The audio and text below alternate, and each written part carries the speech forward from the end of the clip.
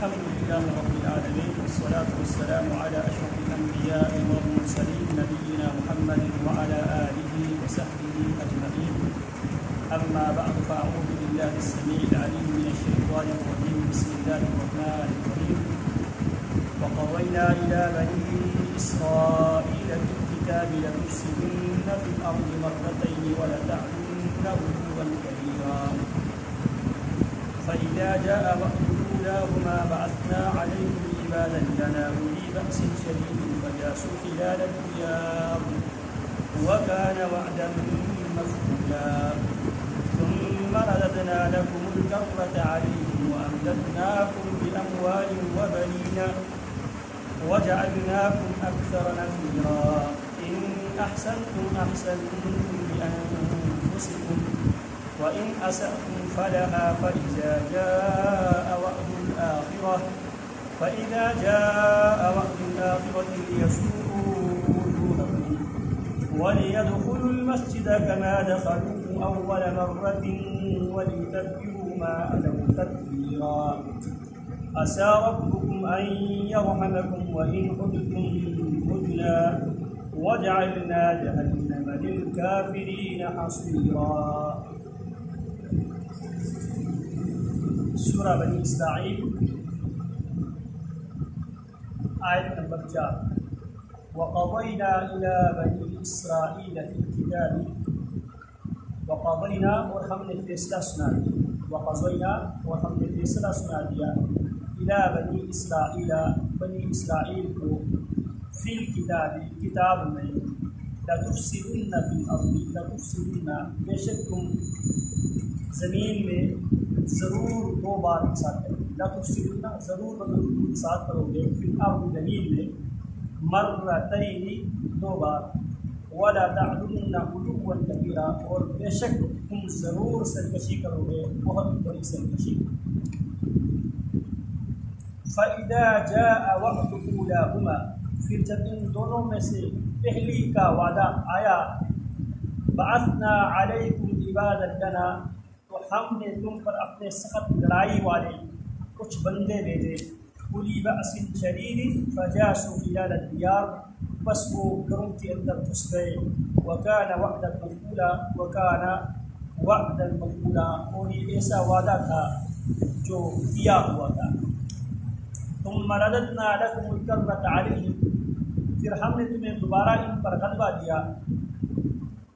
وَأَمْدَدْنَاكُمْ بِأَمْوَالٍ اور ہم نے تمہیں مال اور وَبَنِينَ اور اولاد مالوں اور اولاد مالوں اور بیٹوں سے. وَأَمْدَدْنَاكُمْ بِأَمْوَالٍ وَبَنِينَ اور ہم نے تمہاری مدد کی مالوں کے ذریعے اور بیٹوں کے ذریعے. وَجَعَلْنَاكُمْ أَكْثَرَ نَفِيرًا اور وَجَعَلْنَاكُمْ اور ہم نے تمہیں کر دیا اکثر نفیرا زیادہ تعداد والے اور تمہیں زیادہ تعداد والے میں بنا دیا. وقضینا الی بنی اسرائیل وقضینا اور ہم نے فیصلہ سنا دیا الی بنی اسرائیل بنی اسرائیل. وقضینا الی بنی اسرائیل اور ہم نے بنی اسرائیل کو کتاب میں فیصلہ سنا دیا تھا لتفسدن فی الارض بے شک تم زمین میں ضرور دوبارہ 2 بار فساد کرو گے. ولا تعلن علوا کبیرا اور بے شک تم ضرور سرکشی کرو گے بہت بڑی سرکشی.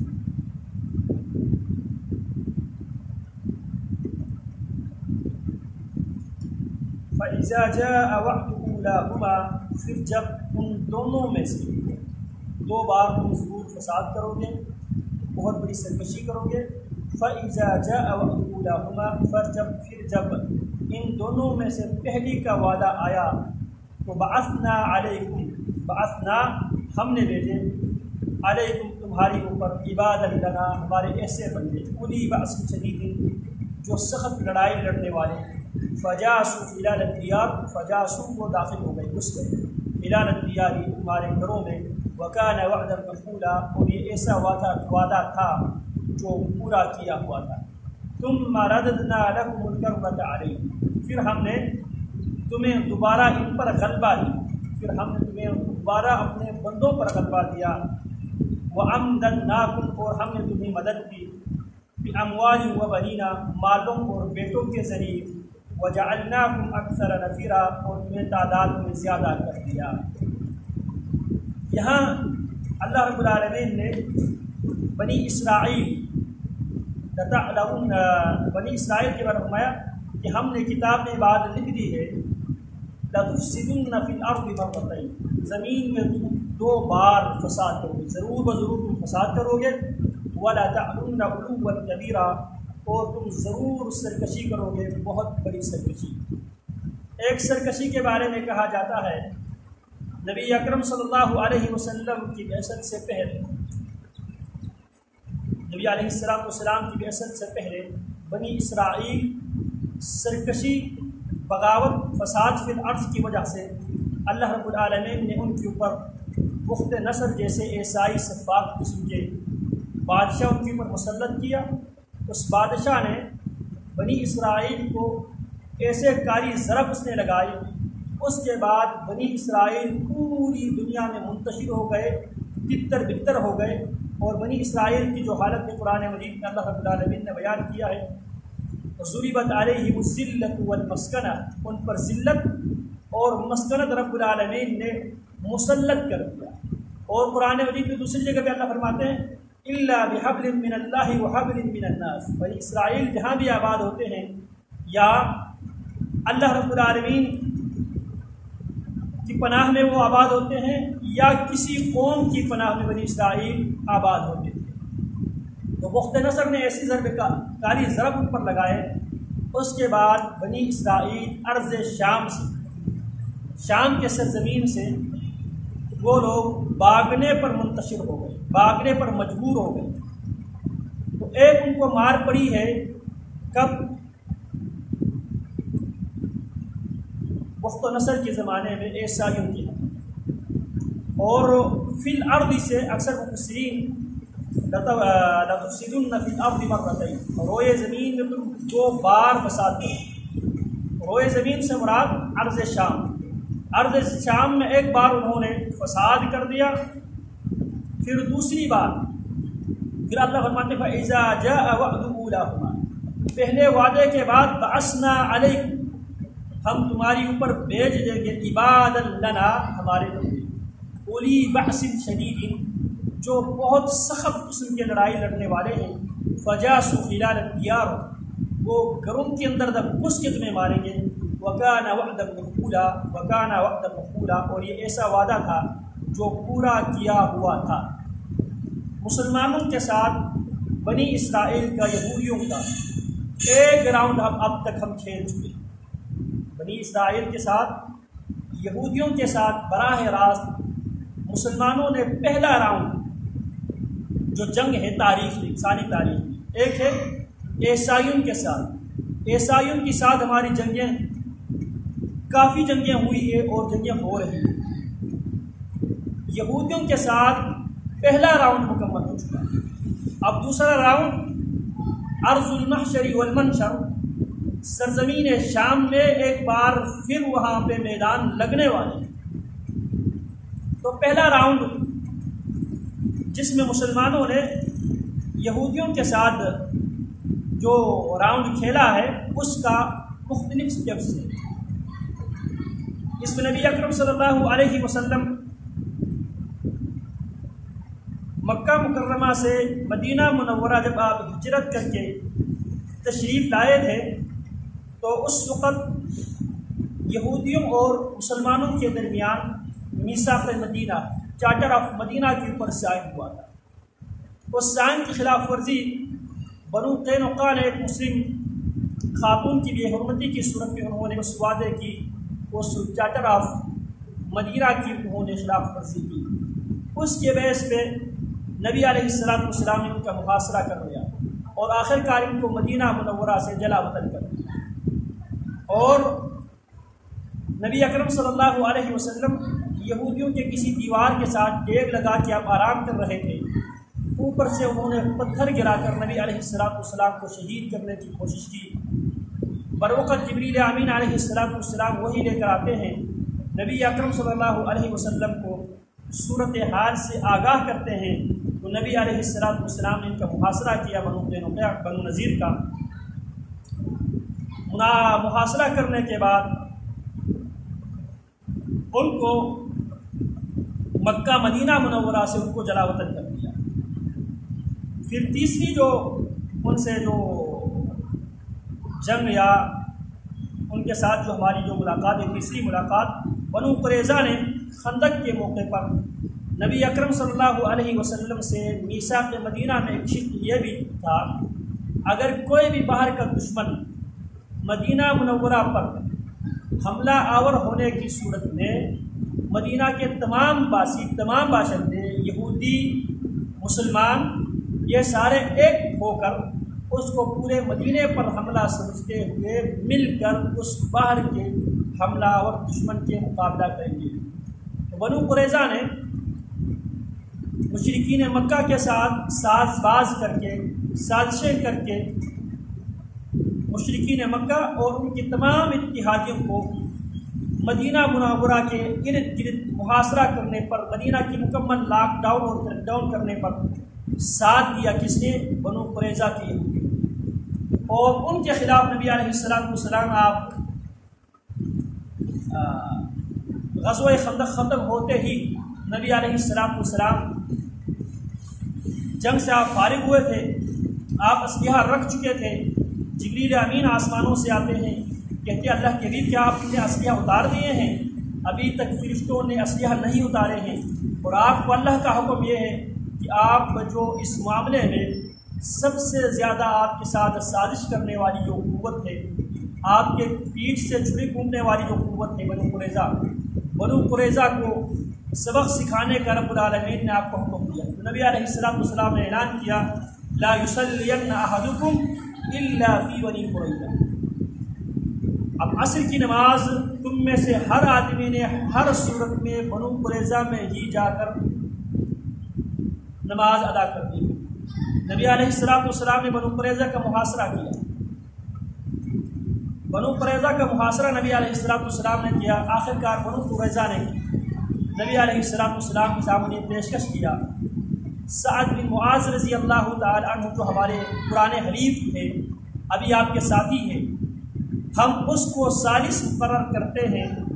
جناب سعد بن معاذ رضی اللہ تعالی عنہ جو بھی فیصلہ صادر فرمائیں گے ہمیں قبول اور منظور ہے، تو لہذا آپ ہمارے اور آپ کے درمیان ثالثی کے طور پہ آپ سعد بن معاذ رضی اللہ تعالی عنہ کو مقرر کیجیے۔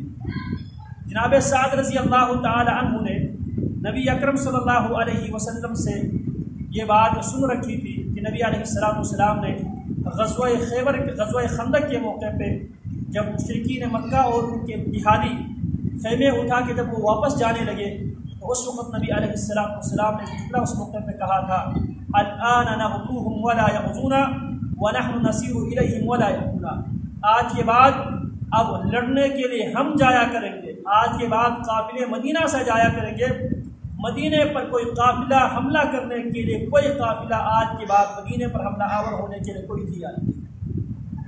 وَنَحْنُ نَسِيرُ إِلَيْهِمْ وَلَا يَأْتُونَا، آج کے بعد ہم چل کے جائیں گے، اب وہ ہمارے پاس ہمارے اوپر حملہ کرنے کے لیے کوئی نہیں آئے۔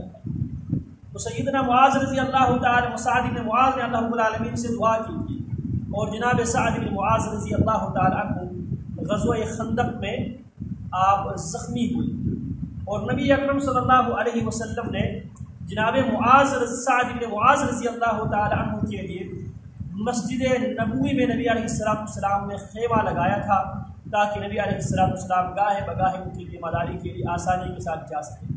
اور یہ اسلامی تاریخ میں پہلا ہسپتال یہ پہلا ہسپتال کا جو وار تھا، وہ نبی علیہ السلام کی مسجد میں جناب سعد بن معاذ کے خیمے کی صورت میں اسلامی میڈیکل کی جو تاریخ میں، تو جناب سعد بن معاذ نے بھی اللہ سے دعا کی تھی، یا اللہ اگر پھر مشرکین مکہ کے ساتھ ہمارا کوئی دوسری ملاقات ہے تو اللہ مجھے زندہ رکھے، اگر نہیں ہے تو اللہ مجھے شہادت دے دے، لیکن یا اللہ میری ایک دعا ہے، ایک خواہش ہے کہ مجھے اس وقت تک موت نہ دے جب تک میں بنو قریظہ کے یہودی جو غدار ہے ان غداروں کی غداری کی سزا دیکھ کر اپنی آنکھوں کی ٹھنڈک حاصل نہ کرے، اس وقت تک اللہ مجھے موت نہ دے۔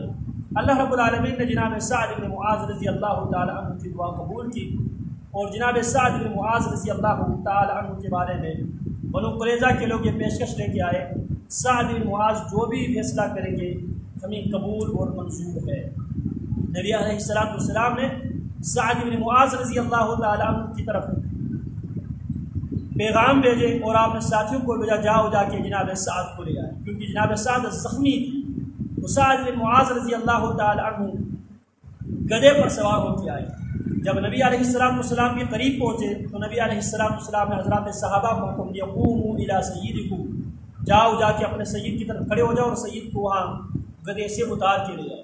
جناب سعد بن معاذ رضی اللہ تعالی عنہ نے فیصلہ دیا، اللہ کے حبیب میرے فیصلہ یہ ہے ان کے بارے میں، ان کے جتنے بھی لڑنے کے قابل جتنے بھی لڑکے ہیں مرد حضرات ہیں ان سب کی سر قلم کیا جائے، اور ان کے جتنے بھی جو خواتین اور بوڑھے ہیں، خواتین بوڑھے اور جو بچے ہیں، خواتین کو لونڈیاں بنائی جائیں اور بوڑھے اور بچوں کو غلام بنایا جائے۔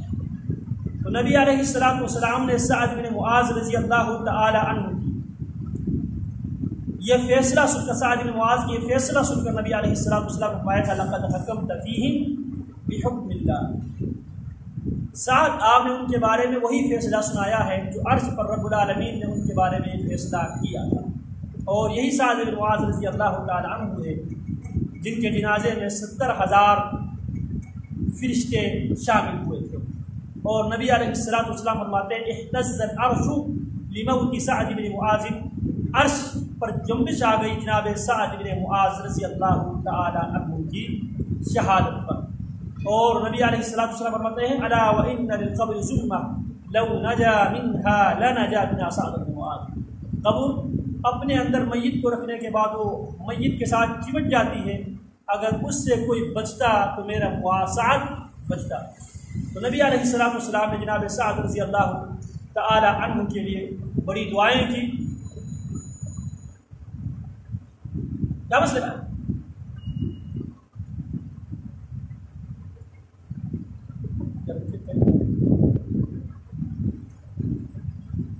تو جناب سعد بن معاذ رضی اللہ تعالی عنہ انہوں نے فیصلہ صادر کیا، پھر اس کے بعد جناب سعد کی اس زخم سے پھر خون بہنا شروع ہو گئے، پھر جناب سعد رضی اللہ تعالی عنہ دنیا سے رخصت کر گئے۔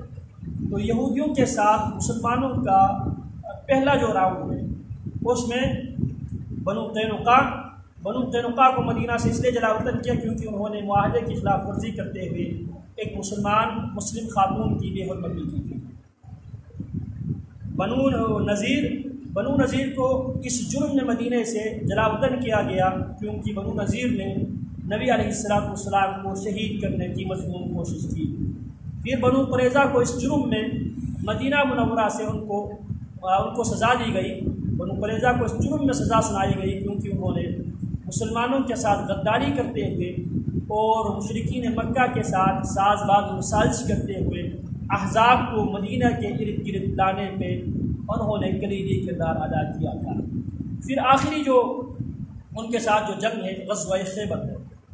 غزوہ خیبر میں نبی علیہ السلام نے خیبر کی جنگ میں جناب علی رضی اللہ تعالی عنہ کو جب آپ علیہ السلام نے اعلان کیا لأوتین الرعیۃ غدا، کل میں پرچم ایسے شخص کو دوں گا جو اللہ اور اس کی رسول سے محبت کرنے والا ہوگا، اور اللہ اس کی رسول ان شخص سے زیادہ محبت کرتا ہے، اللہ اس کے رسول کو اس سے محبت ہے، اسے اللہ اور اس کی رسول سے محبت ہے۔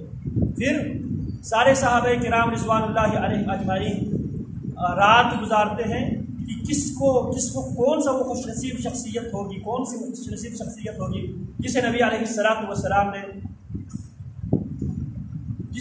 السلام جھنڈا تھما دے گا۔ اچھا، نبی علیہ السلام کو کون سا خوش نصیب شخص ہوگا جسے اللہ کے نبی علیہ السلام پرچم دے گا؟ تو نبی علیہ السلام نے اس موقع پہ فرمایا عین علی بن ابی طالب، علی بن ابی طالب کہا ہے؟ جواب دیا گیا ہوا یشتکی عینیہ، اللہ کے حبیب وہ آشوب چشم میں مبتلا ہے، آنکھ کی بیماری میں مبتلا ہے۔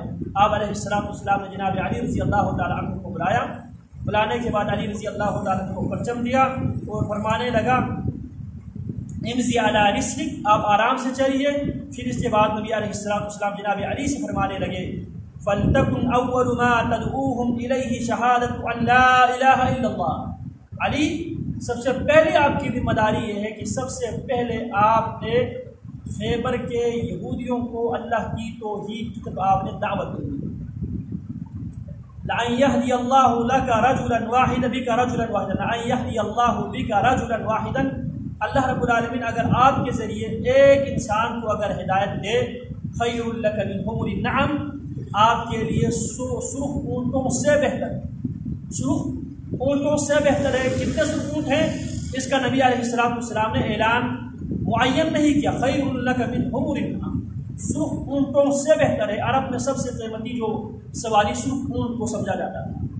تو نبی علیہ السلام نے جناب علی رضی اللہ تعالیٰ عنہ کو روانہ کیا، اور جناب علی رضی اللہ تعالیٰ عنہ نے آخر مرحب کے ساتھ مقابلہ کیا۔ مقابلہ کرنے کے ساتھ اس قلعہ کو فتح کیا۔ فتح کرنے کے بعد خیبر سے بھی جو یہودی وہاں پہ آباد تھے، ان یہودیوں کو وہاں پہ کاشتکار کے حیثیت سے ان کو وہاں پہ برقرار رکھا۔ اور یہ وہ موقع تھا جہاں پہ جناب علی رضی اللہ تعالیٰ عنہ کا ایک مشہور شعر سنا ہوگا آپ نے، اس میں جناب علی نے فرمایا تھا انا الذی سمتنی امی حیدر، یہ وہ شخصیت ہو جس کا نام اس کی ماں نے حیدر رکھا ہے، اس شیر کی طرح جو پلٹ پلٹ کر حملہ کرتا ہے۔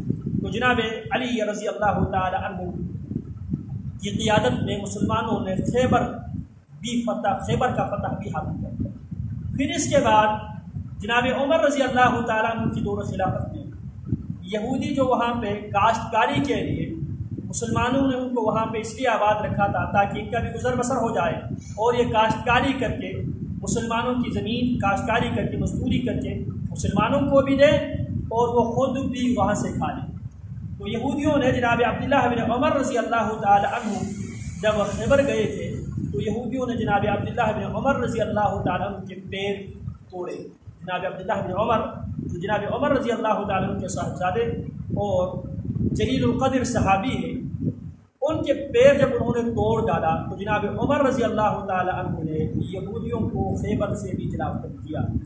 یہ وہ پہلا راؤنڈ ہے جو مسلمانوں نے اب تک یہودیوں کے ساتھ مسلمانوں نے وہ جنگ لڑی ہے۔ اس کے بعد سے لے کر آج تک پھر یہودیوں سے مسلمانوں کے براہ راست میدانوں میں ملاقات نہیں ہوئی ہے، البتہ یہودیوں نے شروع دن سے قرآن مجید میں اللہ رب العالمین نے فرمایا لا یقاتلونکم جمیعا الا فی قرى محصنة او من وراء جدر بعثهم بینہم شدید تحسبهم جمیعا وقلوبهم شتى ذلك بأنهم قوم لا يعقلون، ذلك بأنهم قوم لا يفقهون۔ اور یہ اللہ فرماتے ہیں کہ لا یقاتلونکم جمیعا، آج کے بعد وہ مل کے تم سے کبھی نہیں لڑیں گے، الا فی قرى محصنة، یا وہ قلعہ بند ہو کر بختر بند بم پروف خندقوں میں، بختر بند خندق بم پروف خندق، یا جو جس کو کہتے ہیں بینکر، ان بینکروں میں بیٹھ کے تمہارے ساتھ لڑائی کریں گے، او من وراء جدر، یا وہ دیواروں کے پیچھے سے سازشیں کر کے تمہارے ساتھ لڑیں گے۔ پھر یہی خیبر کا موقع تھا، اس موقع پہ یہودیوں نے، ایک یہودی عورت تھی، اس عورت نے نبی علیہ السلام کے لیے گوشت پیش کی، اس میں زہر ملا کر نبی علیہ السلام کے لیے گوشت پیش کیا گیا۔ نبی علیہ السلام نے تناول فرمایا، آپ علیہ السلام نے وہ گوشت کھائے، اور آپ صلی اللہ علیہ وسلم کے ایک ساتھی نے بھی وہ گوشت آپ کے ساتھ کھائے تھے، وہ ساتھی شہید ہو گئے۔ اور گوشت نے نبی علیہ السلام کو بتا دیا مجھ میں زہر ملایا گیا ہے۔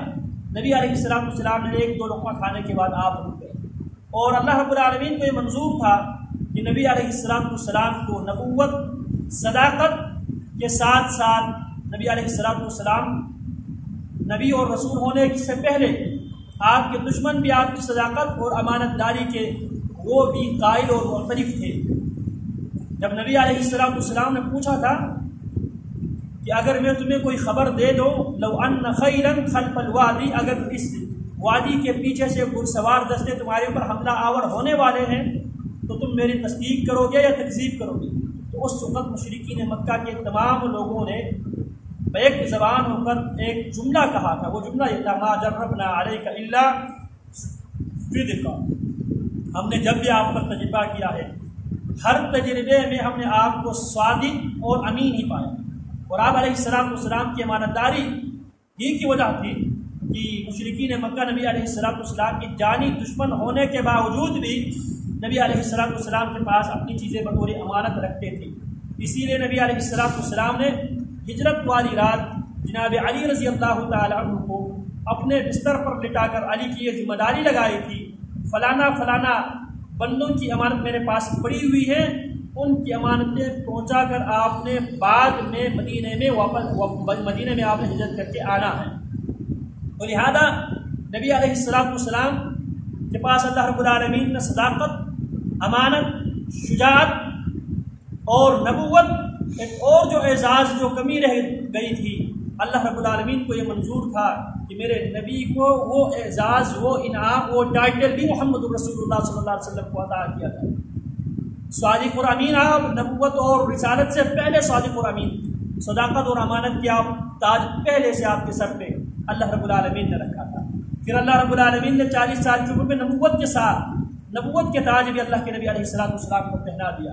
اور ایک تاج باقی رہتا تھا. تو نبی علیہ السلام کو اللہ رب العالمین نے وہ اعزاز، اور قرآن مجید میں اللہ رب العالمین نے اللہ کے ہاں جو ڈگریاں ہیں ان ڈگریوں کا اللہ رب العالمین تذکرہ کرتے ہیں. وَمَن يُطِعِ اللَّهَ وَرَسُولَهُ فَأُولَٰئِكَ مَعَ الَّذِينَ أَنْعَمَ اللَّهُ عَلَيْهِم مِّنَ النَّبِيِّينَ وَالصِّدِّيقِينَ وَالشُّهَدَاءِ وَالصَّالِحِينَ وَحَسُنَ أُولَٰئِكَ رَفِيقًا. اسی لیے نبی اکرم صلی اللہ علیہ وسلم فرماتے جو اللہ اور اس کے رسول کی اطاعت کرے گا وہ قیامت کے دن من النبی مع النبیین، نبیین کے ساتھ ہوں گے، والصدیقین، صدیقین کے ساتھ ہوں گے، والشہداء، شہداء کے ساتھ ہوں گے، والصالحین، اور نیکوکار لوگوں کے ساتھ ہوں گے. اولئک وحسن اولئک رفیقا، رفیق کے اعتبار سے سب سے بہترین یہ رفیق ہے. اسی لیے نبی اکرم صلی اللہ علیہ وسلم کی زندگی کے آخری جو جملے ہیں وہ جملہ بھی یہی ہے، اللہم بالرفیق الاعلی، اللہم بالرفیق الاعلی، اللہ مجھے رفیق اعلیٰ میں مجھے شامل کر. تو جناب رسول اللہ صلی اللہ علیہ وسلم کو اللہ رب العالمین نے شہادت کی خلعت بھی اللہ رب العالمین نے پہنانا تھا.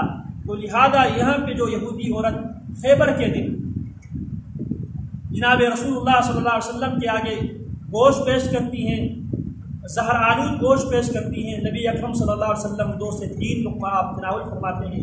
گوشت نبی علیہ السلام کو چیخ کر کہتا ہے کہ زہر ملایا گیا ہے. نبی علیہ السلام وہاں سے رک گئے، اور اللہ رب العالمین نے نبی علیہ السلام کو ایک مشن، ایک ٹارگیٹ دیا تھا. جب تک وہ مشن، وہ ٹارگیٹ مکمل نہیں ہوا، کمپلیٹ نہیں ہوا، اس وقت تک اللہ رب العالمین نے نبی اکرم صلی اللہ علیہ وسلم کو مہلت اور زندگی عطا کی. جب نبی علیہ السلام کو وہ مشن، جس طرح قرآن مجید میں اللہ فرماتے ہیں وَالَّذِي أَرْسَلَ رَسُولَهُ بِالْهُدَى وَدِينِ الْحَقِّ لِيُظْهِرَهُ عَلَى الدِّينِ كُلِّهِ وَكَفَى بِاللَّهِ شَهِيدًا. یہ اللہ رب العالمین نے نبی علیہ السلام کو یہ مشن، یہ ٹارگیٹ دیا تھا. ارسل رسولہ بالہدیٰ، اللہ وہ ہے جس نے رسول کو ہدایت دے کر بھیجا، ودین الحق، دین حق دے کر بھیجا. کیوں؟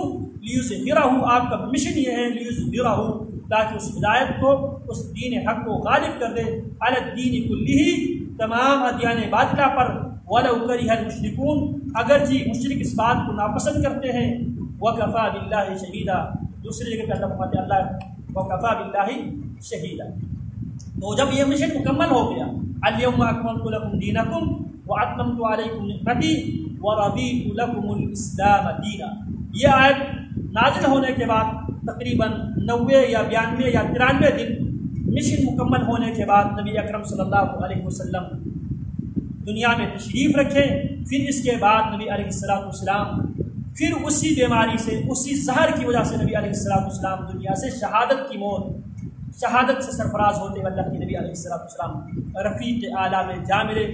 اور مرض الموت کے موقع پہ نبی علیہ السلام امی عائشہ رضی اللہ تعالی عنہا سے فرماتے ہیں، عائشہ جو گوشت میں نے خیبر کے دن میں نے کھایا تھا وہ مجھے ایسا لگ رہا ہے کہ وہ میرے اندر کی جو انتڑی وہ کاٹ کاٹ کے جو ہے نا ٹکڑا ٹکڑا کر رہا ہے وہ گوشت. تو اللہ رب العالمین نے نبی اکرم صلی اللہ علیہ وسلم کو شہادت دی کن کے ہاتھوں؟ انبیاء کے قاتل وَيَقْتُلُونَ النَّبِيِّينَ بِغَيْرِ الْحَقِّ، یہودیوں کے ہاتھوں اللہ کے نبی علیہ السلام شہید ہوئے۔ وَيَقْتُلُونَ النَّبِيِّينَ بِغَيْرِ الْحَقِّ، وہ انبیاء کو قتل کرتے تھے، بغیر ناحق قتل کیا کرتے تھے۔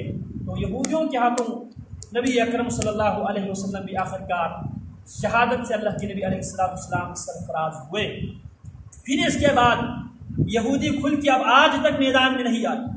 آج تک یہودی جس طرح قرآن نے ذکر کیا ہے لا يقاتلونكم جميعا الا في قرى محصنة او من وراء جدر بأسهم بينهم شديد وقلوبهم شتى ذلك بأنهم قوم لا يفقهون۔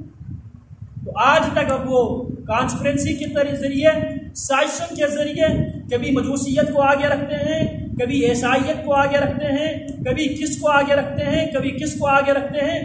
آج تک انسانیت کے قتل میں، مسلمانوں کے قتل میں یہودیوں کی وہ کانسپرنسی، ان کی وہ سازش آج تک جاری ہے، اور قیامت کے قریب ان کے ساتھ وہ میدان لگنے والے ہیں جس کا اللہ رب العالمین یہاں پہ اشارہ کرتے ہیں۔ تو یہاں پہ اللہ فرماتے ہیں بَعَثْنَا عَلَيْكُمْ عِبَادًا لَنَا أُولِي بَعْسٍ شَدِيدٍ فَجَاسُوا خِلَالَ الدِّيَارِ وَكَانَ وَعْدًا مَفْعُولًا، ہم تمہاری پر عبادًا لنا، اب پختہ نصر مسخ شدہ عیسائیت کے قائل تھے، جبکہ اللہ فرماتے ہیں عبادًا لنا، ہم اپنے بندے تمہارے اوپر مسلط کریں گے، اولی بأس شدید، سخت لڑائی لڑنے والے، فجاسوا خلال الدیار، وہ گھروں کے اندر گھس کے تمہیں ماریں گے، وکان وعدا مفعولا، اور یہ وعدہ وکان وعدا مفعولا، یہ آسمانوں سے اٹل فیصلہ اور وعدہ۔ سبح للہ ما فی السماوات وما فی الارض وهو العزیز الحکیم، هو الذی اخرج الذین کفروا من اہل الکتاب من دیارهم لأول الحشر ما ظننتم ان يخرجوا وظنوا انهم مانعتهم حصونهم من الله فأتاهم الله من حيث لم يحتسبوا وقذف في قلوبهم الرعب يخربون بيوتهم بأيديهم وأيدي المؤمنين فاعتبروا يا أولي الأبصار ولولا أن كتب الله عليهم الجلاء لعذبهم في الدنيا ولهم في الآخرة عذاب النار ذلك بأنهم شاقوا الله ورسوله ومن يشاق الله فإن الله شديد العقاب۔ یہ ہے عبادا لنا بعثنا علیکم عبادا لنا، جب پہلے وعدے کے بعد ہم تمہارے اوپر ہمارے بندے داخل کریں گے، ہمارے بندے بھیجیں گے، اولی بأس شدید، سخت لڑائی لڑنے والے، فجاسوا خلال الدیار، وہ تمہارے گھروں میں گھس کے ماریں گے۔ والذی بعث سبح للہ ما فی السماوات وما فی الارض سبح للہ ما فی السماوات وما فی الارض هو الذی اخرج الذین کفروا من دیار، اللہ فرماتے ہیں اللہ وہ ذات ہے اخرج الذین کفروا من اہل الکتاب من دیار، اہل کتاب کے کافروں کو ان کے گھروں سے نکال دیا۔ ما ظننتم ان یخرجوا، تم بھی گمان نہیں کرتے تھے کہ وہ یہ مضبوط قلعہ سے آسانی کے ساتھ نکلیں گے۔ وظنوا انہم مانعتہم حصونہم، اور وہ بھی یہ گمان کر بیٹھے تھے ان کی مضبوط یہ در و دیوار انہیں موت سے بچائیں گے، انہیں ذلت سے بچائیں گے۔ تو ہمارے بندے جب ان پر مسلط ہو گئے، فجاسوا خلال الدیار وکان وعدا مفعولا، جب وہاں پہ گھس کر جب ان پر مارے تو یخربون بیوتہم بأیدیہم وأیدی المؤمنین، وہ اپنے گھروں کو خود اپنے ہاتھوں سے منہدم کر رہے تھے، ان دیواروں کو خود گرا رہے تھے جن دیواروں کے بارے میں ان کا وہم و گمان کا خیال یہ تھا انہم مانعتہم حصونہم، ان کو بچانے والے ہیں ان کے در و دیوار۔ اللہ فرماتے ہیں جب ہمارے بندے آ گئے تو فجاسوا خلال الدیار وکان وعدا مفعولا، پھر اللہ فرماتے ہیں ثم رددنا لکم الکرۃ، اے اہل کتاب پھر ہمارے بندوں کے اندر کمی کمزوری آنے کی وجہ سے، وہ تمہارے روش پہ چلنے کی وجہ سے، ان کے اندر ان کے عقائد میں شرک، ان کی عبادات میں بدعات و خرافات و رسومات آنے کی وجہ سے ثم رددنا لکم الکرۃ علیہم، پھر ہم نے ہمارے بندوں پر تمہیں ایک بار پھر غلبہ دیا۔ کیا دیا؟ ایک بار جب مسلمان اپنے عقائد اور نظریات سے جب مسلمان منحرف ہو گئے، تو اللہ کیا فرماتے ہیں ثم رددنا لکم الکرۃ، آج وہ ہیں، آج ہم اس دور سے گزر رہا ہے، ثم رددنا لکم الکرۃ علیہم، پھر ہم نے تمہیں غلبہ دیا ان پر، کن پر؟ ہمارے بندوں پر، مسلمانوں پر۔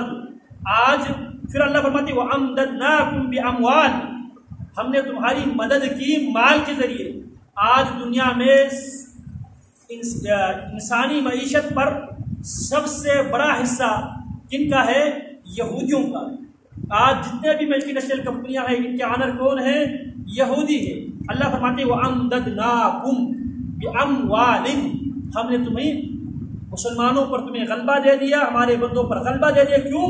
ہمارے بندوں کی اپنی غلطیوں کی وجہ سے۔ وَمَا ظَلَمْنَاهُمْ وَلَكِنْ كَانُوا أَنفُسَهُمْ يَظْلِمُونَ، ہم نے انسانوں پر ظلم نہیں کیا، انسان اپنے اوپر خود ظلم کرنے والے ہیں۔ اور یہ اللہ رب العالمین کی سنت ہے۔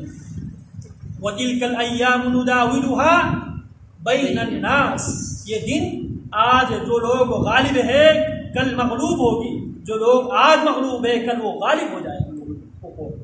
وَأَمْدَدْنَاكُمْ، ہم نے تمہاری مدد کی، بِأَمْوَالٍ، بہت زیادہ مال ہے۔ آج جتنے بھی یہ بینکنگ نظام ہے، بینکنگ نظام کے اوپر، اکنامکس کے اوپر اس وقت یہودیوں کا ہولڈ ہے۔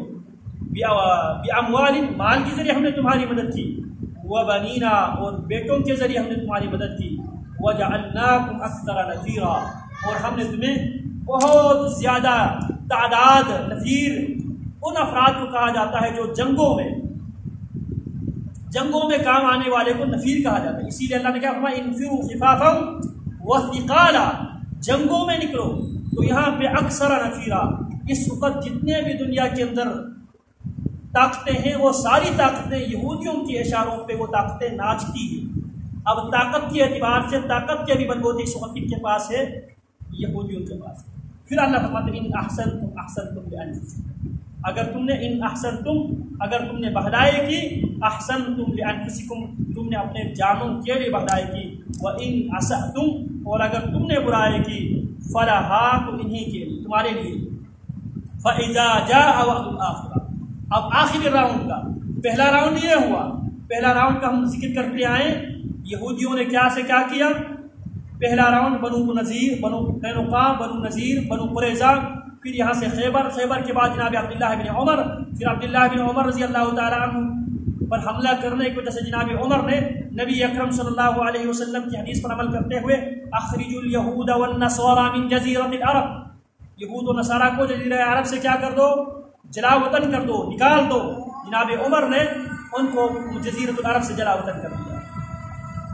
پھر اللہ فرماتے ہیں فَإِذَا جَاءَ وَعْدُ الْآخِرَةِ، اب پہلا ہو گیا، پہلا راؤنڈ ہو گیا۔ فَإِذَا جَاءَ وَعْدُ الْآخِرَةِ، جب آخری جو وعدہ، آخری بار جب آئے گا، لِيَسُوءُ وُجُوهَكُمْ، اب تمہارے چہروں کو کالے کر دیں گے، وَلِيَدْخُلُوا الْمَسْجِدَ۔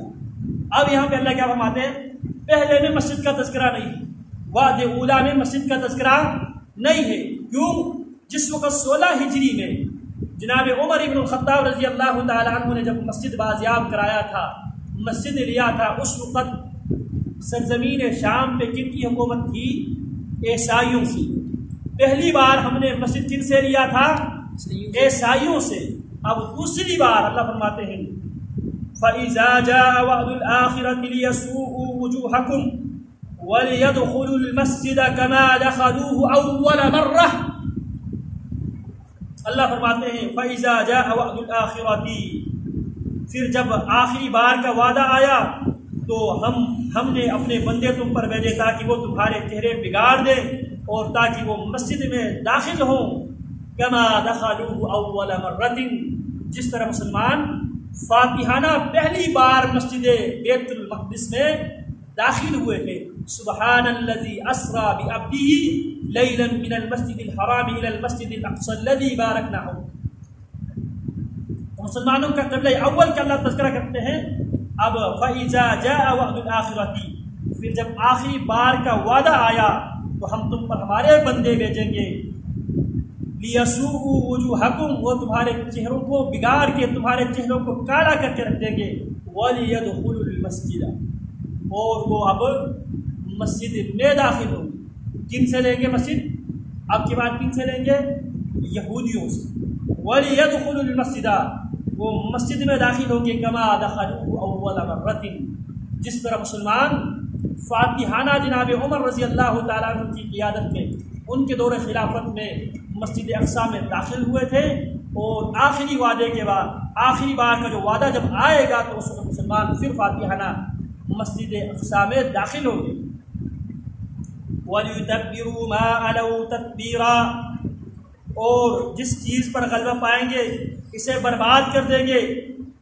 ما عَلَوْا تَتْبِيرًا، جو کچھ انہوں نے بنایا ہے ان سب کو پاش پاش کر کے، ٹکڑا ٹکڑا کر کے، ٹکڑے ٹکڑے کر کے بکھیر دینا، یہ ہے تدبیرہ کا معنی۔ تو یہ عسیٰ ربکم ان یرحمکم، اس کے بعد عسیٰ قریب ہے، ربکم تمہارے رب ان یرحمکم ان یرحمکم، وہ تم پر رحم کرے، وَإِنْ عُدْتُمْ عُدْنَا، اور اگر تم نے دوبارہ بغاوت کی تو ہم دوبارہ تمہارے اوپر ہماری بندی مسلط کریں گے۔ وَجَعَلْنَا جَهَنَّمَ لِلْكَافِرِينَ حَصِيرًا، اور ہم نے جہنم کو کافروں کے لیے قید خانہ بنایا۔ نبی اکرم صلی اللہ علیہ وسلم نے فرمایا لا تقوم الساعة حتى يقاتل المسلمون اليهود فيقتلهم المسلمون حتى يختبئ اليهودي من وراء الحجر أو الشجر فيقول الحجر أو الشجر يا مسلم يا عبد الله هذا يهودي خلفي فتعال فاقتله إلا الغرقد فإنه من شجر اليهود، رواہ مسلم۔ امام مسلم نے کتاب الفتن باب لا تقوم الساعة حتى يمر الرجل کے عنوان پہ اس حدیث کو لایا ہے۔ نبی اکرم صلی اللہ علیہ وسلم فرماتے ہیں لا تقوم الساعة، اس وقت تک قیامت قائم نہیں ہوگی، قیامت نہیں آئے گی، حتى يقاتل المسلمون اليهود، یہاں تک کہ مسلمان یہودیوں سے لڑائی نہ کرے، جہاد نہ کرے۔ فیقتلهم المسلمون، مسلمان یہودیوں کو چن چن کر قتل کر دیں گے۔ حتی یختبئ الیہودی، یہاں تک کہ یہودی چھپیں گے۔ من وراء الحجر، پتھروں کے پیچھے وہ چھپیں گے۔ او الشجر، درختوں کے پیچھے وہ چھپیں گے۔ فیقول الحجر او الشجر، وہ پتھر، جس پتھر کے پیچھے یہودی چھپا ہے وہ پتھر بولے گا، او الشجر، وہ درخت بولے گا یا مسلم یا عبداللہ، اے مسلمان، اے اللہ کا بندہ، ھذا یہودی خلفی، یہ یہودی میرے پیچھے چھپا ہوا ہے، فتعال فاقتلہ، آؤ آ کے اسے قتل کر دو۔ نبی علیہ السلام الا الغرقد، ان درختوں میں سے غرقد جو درخت ہے وہ نہیں بولے گا کہ میرے پیچھے یہودی چھپا ہوا۔ کیوں؟ فإنہ من شجر اليہود، کیونکہ یہ غرقد جو درخت ہے یہ یہودیوں کی طرف۔ آج افسوس کے ساتھ یہ کہنا پڑتے ہیں، مسلمانوں کے سامنے جب نبی علیہ السلام کی حدیث پیش کرتے ہیں، مسلمان نبی علیہ السلام کی حدیث پر عمل کرنے کے لیے تیار نہیں ہے۔ آج کے دور میں بھی یہودی اسرائیل میں مہم کے ساتھ، مکمل مشن کے ساتھ غرقد جو درخت ہے اس درخت کی شجرکاری کر رہے ہیں، اس جنگ کی تیاری کی۔ ان کو نبی علیہ السلام کی حدیث پر یقین ہے، ایمان ہے، ایمان تو وہ نہیں لاتے، باوجود اس کے وہ نبی علیہ السلام کو آخری اور برحق نبی جانتے ہیں۔ یعرفونہ کما یعرفون ابناءہم، وہ اللہ کی نبی کے بارے میں آخری رسول ہونے کے حوالے سے یعرفونہ، نبی کی حقیقت کو اس طرح جانتے ہیں، کما یعرفون ابناءہم، جس طرح وہ اپنے بچوں کی حقیقت سے آگاہ، بلکہ ان کے بچوں کے حوالے سے وہ شک کر سکتے ہیں، لیکن محمد رسول اللہ صلی اللہ علیہ وسلم کی نبوت اور رسالت کے حوالے سے وہ شک نہیں کر سکتے۔ تو یہ یہودیوں کے ساتھ ہمارا آخری جو راؤنڈ ہے وہ راؤنڈ ہونے والا ہے، اس کے لیے یہ جتنے بھی جو ایکٹیویٹیز ہیں وہ سارے کے سارے اس کی ایک تیاری ہے۔ اللہ رب العالمین ہمیں سمجھنے کی توفیق عطا فرمائے۔